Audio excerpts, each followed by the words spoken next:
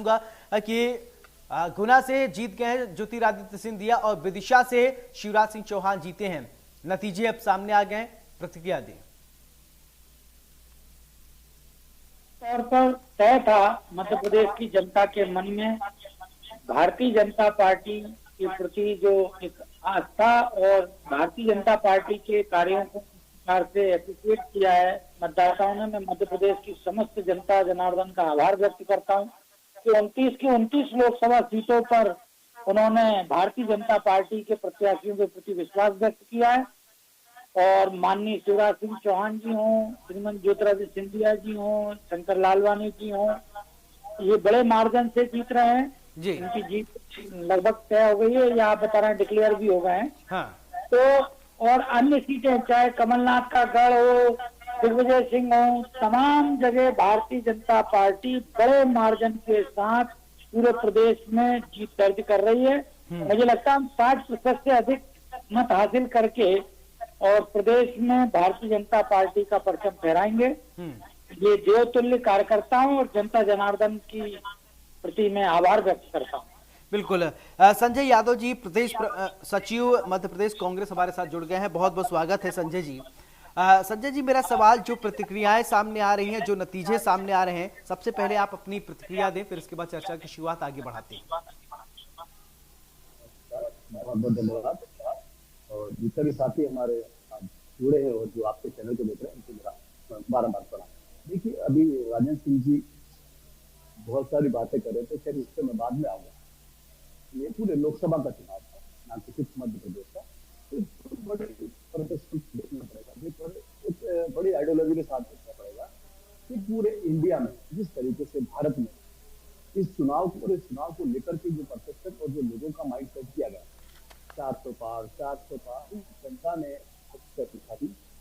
राहुल गांधी जी का, कांग्रेस का और इंडिया गठबंधन का जो ये मेल रहा है, इसको जनता ने स्वीकार किया। जनता को बार-बार धन्यवाद। राजेंद्र जी, मेरा सवाल ठीक है संजय जी, मैं आपके पास आता हूं। 400 पार की आपने जो बात कही, उस पर एक सवाल मैं राजेंद्र सिंह से ले लेता हूं। राजेंद्र जी, जैसा कि आप लोग कह रहे थे कि अब की बार 400 पार, तो 400 पार तो फिलहाल नहीं आ रहे हैं, सीटें जो कम हो गई, वजह क्या? आपने अभी तक थोड़ा बहुत एनालाइज किया, समझा, वजह क्या रही? ये एक बात है कि निश्चित तौर पर 400 पार का जो एक हमारा लक्ष्य था, उससे हम थोड़े से पीछे हैं, लेकिन सरकार एनडीए की बन रही है, तय 300 से ज्यादा सीटों के साथ हम एनडीए सरकार बनेगी। जहां तक उस लक्ष्य के पास नहीं पहुंचने का जो कारण है, जो अभी तक मुझे समझ आ रहा है, तो उत्तर प्रदेश, महाराष्ट्र में पार्टी को अपेक्षानुरूप सफलता नहीं मिली।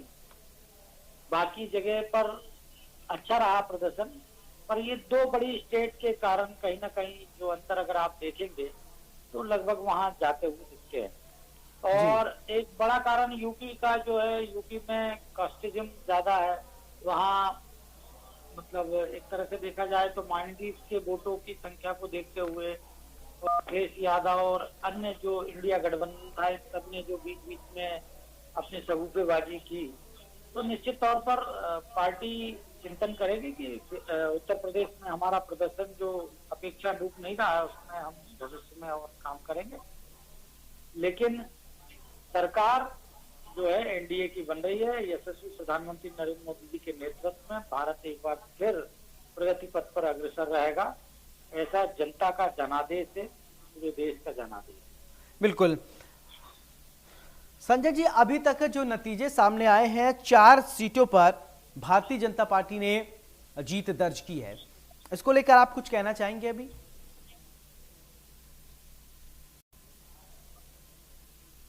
संजय जी। भारतीय जनता पार्टी, हाँ, आवाज आ रही है आपको मेरी? जी, आपकी आवाज आ रही है। अभी 4 सीटों की हम बात कर रहे थे, तो भारतीय जनता पार्टी ने जीत दर्ज की है, तो कुछ आप प्रतिक्रिया देना चाहेंगे? देखिए, ये यहाँ पर जो भी जीते हैं, अमित शाह जी और जो भी बड़े लीडर इनके जीते हैं, वो तो इनकी संभावना पहले से पूर्व से लगाई जा रही थी, बड़े नेता है और इनकी जीत है, उसको स्वीकार करना चाहिए। मैं एक बड़े परसेप्शन पर एक बात कहना चाहूंगा।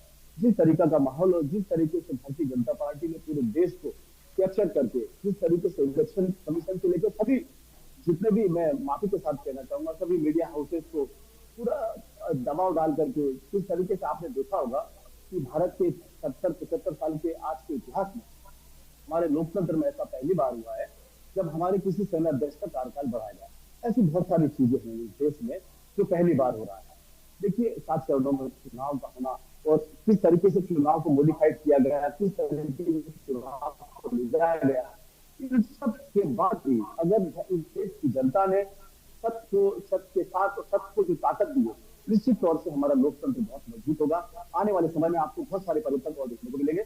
और आगे जो जनता है, जो जनता जनार्दन है, जो देश में एक हमारा जो माहौल है भाईचारे का, हिंदू मुस्लिम एकता का जो माहौल है, उसको कायम करेंगे।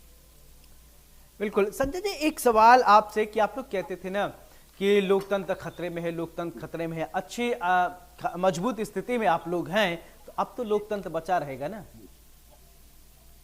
देखिए खतरे में क्यों है, मैंने अभी जस्ट आप पहले बात करने से पहले स्टार्ट किया है कि आपने देखा होगा सेनाध्यक्ष का कार्यकाल हमारे 70-75 सालों के लोकतंत्र के इतिहास में पहली बार उनका कार्यकाल बढ़ाया गया। ऐसा कभी जरूरत नहीं पड़ी। क्यों बढ़ाया गया, कैसे बढ़ाया गया, किस लिए बढ़ाया गया, आप सब जानते हैं। किस तरीके से इलेक्शन को मॉडिफाइड करके आगे बढ़ाया गया, ये भी आप सब जानते हैं। किस तरीके से यहाँ पर कि हम भाई हिंदू मुस्लिम एकता जो हम लोग कई वर्षों से रहते आ रहे हैं, कितने सालों से हम हिंदुस्तान में रहकर के सब भाईचारे में मिल करके हम ईद में, होली में, क्रिश्चियन लोगों के साथ में, सभी धर्मों के साथ एक साथ रहकर के हम लोग सब करते आ रहे हैं। अभी ऐसी क्या जो एक विपत्ति आन पड़ी, जो हिंदू मुस्लिम की बात हमारे देश के प्रधानमंत्री जी को करना पड़ रही है, हिंदू मुस्लिम की बात हमारे गृह मंत्री जी को करना पड़ रही है। देखिए इस देश को जहाँ पर हम लोग गंगा जमुना की जो हमारी जो संस्कृति है, हम लोग साथ रहकर के एक साथ एक थाली में बैठकर खाने वाले लोग हैं। अगर हम लोग तोड़ने की बात करेंगे तो निश्चित तौर से हम लोग इस देश को कहीं ना कहीं उनसे धकेल रहे हैं। अगर हम लोग क्षेत्रवाद की बात करेंगे तो कहीं ना कहीं हम पूरे देश को कहीं ना कहीं बांट रहे हैं। तो हम लोग बांटने की राजनीति नहीं करना चाहते, हम लोग एक है। हमारा हिंदू मुस्लिम सिख ईसाई पूरा देश हम एक धागे में बंधे हुए अलग अलग तरीके है, तो पूरा देश एक भारत राष्ट्र है। ठीक है राजेंद्र जी, आप कुछ कहना चाह रहे थे, अपनी बात कंप्लीट कीजिए। मेरे मित्र संजय भाई जो कह रहे थे, मैं जानना चाहता हूँ हिंदू ये कह रहा है कि कर्नाटक में सरकार बनने के बाद मुस्लिमों को आरक्षण की क्या जरूरत थी, जब देश में आप संविधान में 70 साल की जो व्यवस्था थी उसको संशोधित कर। कांग्रेस ने हमेशा माइनॉरिटीज के लिए अपनी एक मानसिकता बनाकर काम किए। आपके केंद्रीय नेता पाकिस्तान की वकालत करते हैं माइनॉरिटीज को प्रभावित करने के लिए, तब आप नहीं कहते हो कि इसकी क्या जरूरत है, पाकिस्तान की वकालत करने की क्या जरूरत थी उनको? तो ये माइनॉरिटीज को प्रभावित करने के लिए भारतीय जनता पार्टी ने कभी हिंदू मुस्लिम नहीं किया। कांग्रेस ही मुस्लिम लीग की पद्धति पर चलने लगी थी, वही कहती थी कि हम मुसलमानों को आरक्षण बढ़ाएंगे, मुसलमानों को आरक्षण दिया जाना चाहिए। आप देख रहे हैं कर्नाटक में संशोधन करके मुसलमानों को आरक्षण दिया गया। तो सैन पित्रोदा कहते हैं कि जो अन्य लोग हैं इनकी संपत्ति का हिस्सा लेकर इन लोगों को बांटा जाएगा। इनके केंद्रीय नेता हैं वो कहते हैं कि पाकिस्तान के साथ हमें संबंध अच्छे रखना चाहिए, पाकिस्तान जो है बहुत अच्छा देश है और बहुत अच्छी हमारी गलती की वजह से वो कर रहा है, हमारे ऊपर जो करता है। तो इस तरह की बातें माइनॉरिटीज को प्रभावित करने की ये कांग्रेस की नीति रही है, तुष्टिकरण की नीति कांग्रेस की रही है। भारतीय जनता पार्टी ने कभी भी तुष्टिकरण या हमने तो नारा दिया कि सबका काम सबका विकास। आज आपको संविधान तो संशोधन की कौन कर रहा है? आपके लोग कर रहे हैं ना, कांग्रेस के लोग ही कर रहे हैं। कर्नाटक में कर भी दिया। संजय यादव जी, आप अभी मैं आपके पास आऊंगा तो आप बोलिएगा, पहले इनको बोलने दीजिए, इनको अपनी बात तो रखने दीजिए। क्या आप बोलने भी नहीं देंगे क्या? ठीक है, बोलिए राजेंद्र जी।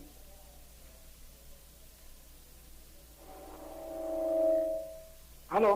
हाँ राजेंद्र जी बोलिए, आप कुछ कह रहे थे।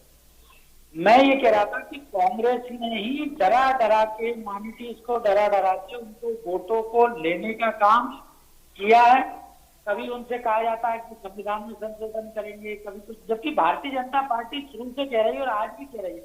और मैं तो दावे के साथ कहता हूँ कि जितना विकास यशस्वी प्रधानमंत्री नरेंद्र मोदी जी की योजनाओं के माध्यम से मुस्लिमों का हुआ है उतना 70 साल में नहीं हुआ।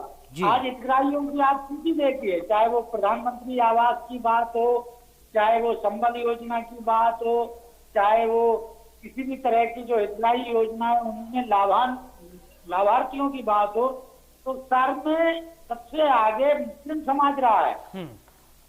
तो कांग्रेस और इंडिया गठबंधन जरूर इस बात को करते रहा है कि साहब जो है डरा डरा के वोट लेना की बहुत कमजोर स्थिति में है। जी ठीक है, चलिए संजय जी अब आप बोलिए, कुछ कह रहे थे, आप बीच में बोल रहे थे, अब आपकी बारी है, अब आप बोल लीजिए, अपनी बात रखिए। प्रधानमंत्री योजना का, आवास योजना का, संबल योजना का, इनसे जरा कभी ये पूछिएगा कि कौन सी ऐसी योजना है जो माननीय प्रधानमंत्री श्री नरेंद्र मोदी जी के बनने के बाद चालू की है। वो योजना है फोटो स्टेशन की योजना है, जो कैमरा लेकर के कहीं घाट जाकर तपस्या करने की योजना है।